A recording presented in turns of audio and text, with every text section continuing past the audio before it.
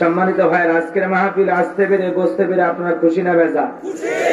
কারা কারা বেজার দু হাত তুলে দেখান তো দেখে।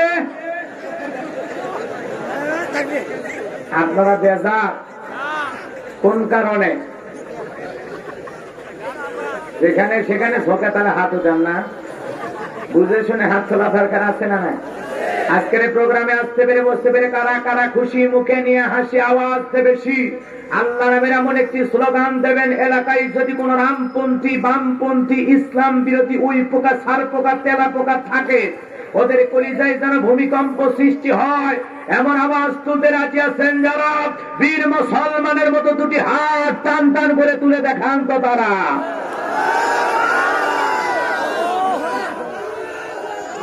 লিল্লাহে তাকবীর, লিল্লাহে তাকবীর। আল কোরআনের আলম, আল হাদিসের আলম, দুনিয়ার মুসলিম। আমার নেতা তোমার নেতা, আমার নেতা তোমার নেতা। লিল্লাহে তাকবীর। আল কোরআনের আলো,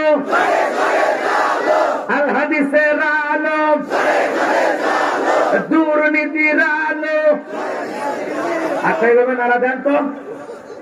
মাশাআল্লাহ, মারহাবা। কারণ আগে জানো না লাগে, মুষ্টি পাকান তো, মুষ্টি পাকান। মুষ্টি পাকে ছেড়ে দেন। মাশাআল্লাহ, আবার ছেড়ে দেন। মাশাআল্লাহ, হাত নামা। ছোটখাটো একটা ব্যায়াম হয়ে গেল না? রাত বেশি হয়ে গেছে, এজন্য ঘুমাইছেন তো একটু জাগাইলাম। অনেকে বলেছেন দুর্নীতির আলো ঘরে ঘরে জ্বালা, তাই না? দুর্নীতির আলো ঘরে জ্বালানো যাবে? বাংলাদেশে দুর্নীতি দমন কমিশন আছে না নাই? এরপরে দুর্নীতি কমেছে নাকি ডিজিটাল কায়দায় বেরিয়ে চলেছে? দিন যত গড়াচ্ছে দুর্নীতির পাল্লা তত ভারী হচ্ছে। কথা বলেন ঠিক কিনা? এজন্য সমাজকে যদি দুর্নীতি মুক্ত করতে চান, আল্লাহর পাঠানো মেসেজ, আল্লাহর পাঠানো বিধান দ্বারা সমাজ, রাষ্ট্র পরিচালনা করতে হবে। আমরা চাই আমাদের দেশটি দুর্নীতি মুক্ত আল্লাহ কবুল করেন। আমরা চাই আমাদের দেশটি মাদক মুক্ত আল্লাহ কবুল করেন। আমরা চাই আমাদের দেশটি যৌতুক মুক্ত আল্লাহ কবুল করুন। সম্মানিত ভাইরা আমার, ভূমিকায় লম্বা কথা না বলে সরাসরি মূল আলোচনায় প্রবেশ করতে চাই। এরপরে দুই একটি কথা না বললেই নয়। যত জায়গায় আমরা কোরআনের কথা বলতে চাই, বলে হুজুর বুঝে শুনে ওয়াজ করবেন, ভেবে চিন্তে ওয়াজ করবেন, ভুলে যাবেন না এলাকাটা। ওনাদের কথার সাইজ আর ধরন দেখে মনে হয় এলাকা ওদের বাবা। আবার অনেকে বলে হুজুর ওয়াজ যা করেন করেন, খবরদার রাজনীতির কথা বলতে পারবেন না।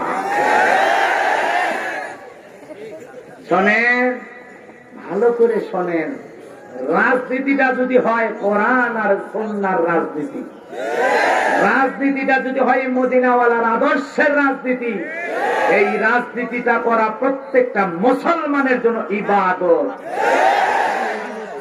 রাজনীতি করা হারাম নয়, মানুষের তৈরি করা রাজনীতি করা হারাম। কথা কম। আর আল্লাহ তৈরি করা রাজনীতি করা ইবাদত। আজকে অনেকে, হ্যাঁ আপনারা এই কথা বললে আমি একমত যে হুজুর বাংলাদেশের রাজনীতি নিয়ে কোনো কিছু বলার দরকার নেই। আমি একমত যে ঠিক বলেছেন। আমি গাইবান্ধা থেকে সে পাবনায় রাজনীতি করে কি লাভ? আগামী নির্বাচনে এলাকার মহিলা মেম্বার পদে দাঁড়াইতে দেবে? আমি কেন এখানে রাজনীতি করি? যদি করাই লাগে আমার নিজের জলাই করবো। কথা কোন ঠিক কিনা? এজন্য আপনারা টেনশন মুক্ত থাকবেন। আমি বাংলাদেশের রাজনীতি কোন দলের বক্তা না, আমি রাজনীতি কোনো বক্তব্য দেব না। I will not say political lot because I am not a leader of any political party. কারণ এখানে সব দলের লোক আছে, আছে না নাই? মাদ্রাসা কমিটির মধ্যে সব দলের লোক আছে না নাই?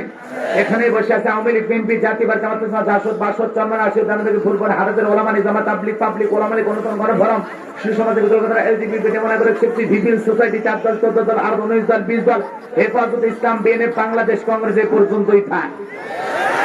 বাংলাদেশে কত দল? কথা বলেন ঠিক কিনা? আমি যদি দলীয় আলোচনা করি, দিক থেকে একটা দলের লোক গুতা মারে, ওই দিক থেকে আর একটা দলের লোক থানায় টেলিফোন করে, আমি ছোট হুজুরের অবস্থা ভালো না খারাপ? অতএব আমি বাংলাদেশের রাজনীতির একটি কথা বলবো, বলবো। তবে হ্যাঁ, আমি গোলাম রব্বানী যদি কোন রাজনৈতিক বক্তব্য দেই, এই পৃথিবীর শ্রেষ্ঠ রাজনীতিবিদ, শ্রেষ্ঠ রাষ্ট্রনায়ক, শ্রেষ্ঠ রাষ্ট্রপতি, শ্রেষ্ঠ সেনাপতি, শ্রেষ্ঠ বৈজ্ঞানিক, শ্রেষ্ঠ দার্শনিক, শ্রেষ্ঠ বাবা, শ্রেষ্ঠ নানা, শ্রেষ্ঠ আদর্শ, শ্রেষ্ঠ স্বামী, শ্রেষ্ঠ মহামানব রাহমাতুল আলামিনের মদিনার আদর্শের রাজনীতির কথা বলবো। আমি গোলাম রব্বানী যদি কোন রাজনৈতিক বক্তব্য দেই, খলিফাতুল মুসলিমিন আমিরুল মুমিনিন হযরত ওমর ফারুকের আদর্শের রাজনীতির কথা বলবো। সেই ওমর ফারুক আল্লাহর জমিনে আল্লাহর আইনকে প্রতিষ্ঠিত করার জন্য নিজের কলিজার টুকরা ছেলেকে পর্যন্ত ছাড় দেয় নাই, কথা বলেন ঠিক কিনা? সেই মদিনাওয়ালার আদর্শের রাজনীতির কথা শোনার পর আপনার যারা আবার চুলকে নিয়ে আরম্ভ না হয়, যাদের ইমানের ভিতরে আল্লাহ আছে তারা শুনলে চুলকাবে। আপনারাই বলেন তো, সুদ করে সামনে যদি সুদের ওয়াজ করা হয়, ও কি পাবনা শহর থেকে মিষ্টি নিয়ে এসে বলবে গোলাম রব্বানী ভাই হা করে মিষ্টি খান? নাকি বলবে হুজুর এসে আমার সুদের ব্যবসা লালবাতি জ্বালাইছে?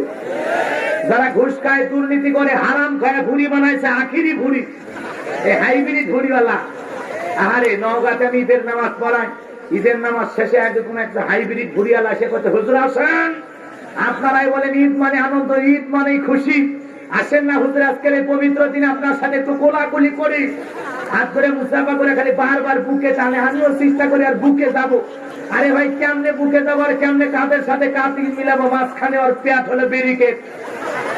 কিসের কোলাকুলি হচ্ছে? খালি পেটা পেটি। এরকম হাইব্রিড ঘুষ করে যারা আছে ওদের সামনে ঘুষের ওয়াজ করলে খুশি না বেজা? যারা বেনামাজি নামাজ পড়ে না ওদের সামনে নামাজের ওয়াজ করলে খুশি না বেজা? যে মা বোনেরা বেপরদায় চলাফেরা করে, বুকে উন্না পর্যন্ত নেই না, জিন্সের প্যান্ট গেঞ্জি পরে রাস্তাতে হাইটে যায়, শীতের দিনেও গেঞ্জি পরে, হাফ প্যান্ট পরে ঘরে, আছে এরকম দেখায় বেপরদা নারীর সামনে পর্দার ওয়াজ করলে খুশি না বেজা?